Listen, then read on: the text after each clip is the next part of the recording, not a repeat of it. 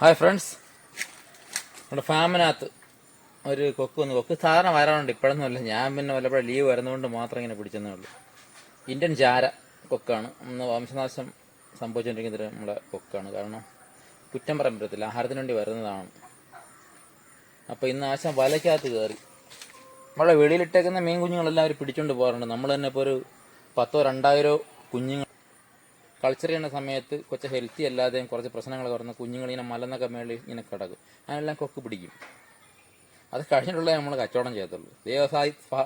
ദൈവത്തിൻ്റെ സഹായം കൊണ്ട് അങ്ങനെ നല്ല കുഞ്ഞുങ്ങൾ നമ്മൾ കൊടുക്കണം. നമ്മുടെ ഈ കുളങ്ങൾ ഇവിടെയൊക്കെ ഉണ്ട്. ഇവിടെ മൊത്തം ഇട്ടേക്ക് നടത്തില്ല. ഇങ്ങനെ നമ്മളാണ് മയക്കൊക്കെ വരുന്ന കുഞ്ഞുങ്ങളെ കൾച്ചർ ചെയ്യുന്ന സമയത്ത് അതെങ്ങനെ അവരെ കൊക്ക് പിടിച്ചോണ്ട് പോകും, നിറച്ചുകൊണ്ട് പോകും. പക്ഷേ ഈ ആശാൻ ഇതിനകത്തിപ്പം ഈ വലയ്ക്കകത്ത് കയറി ഒരാഴ്ചയായിട്ട് കയറിയിട്ട് 2-3 തവണ അങ്ങോട്ട് തുറന്ന് വിട്ടു. ആശാൻ പോകണില്ല, ഒരംഗമായിട്ട് ഇങ്ങനെ ഇരിക്കുകയാണ്.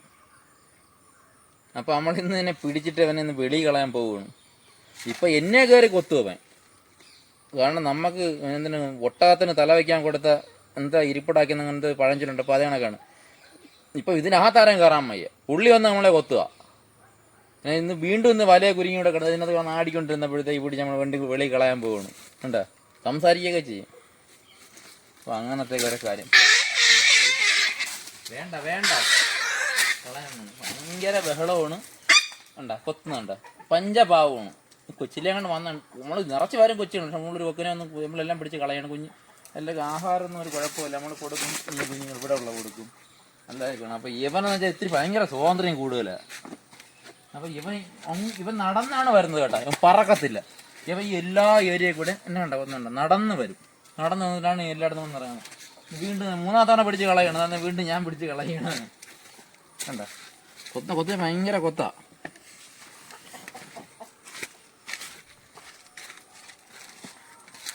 വാ, ഇനിയത് കയറരുത്. ഒരു കാര്യം ഞാൻ ഇനിയത് കയറില്ല. സൂണ കയറുമോ? കയറണോടാ നീ, കയറുമോ നീ?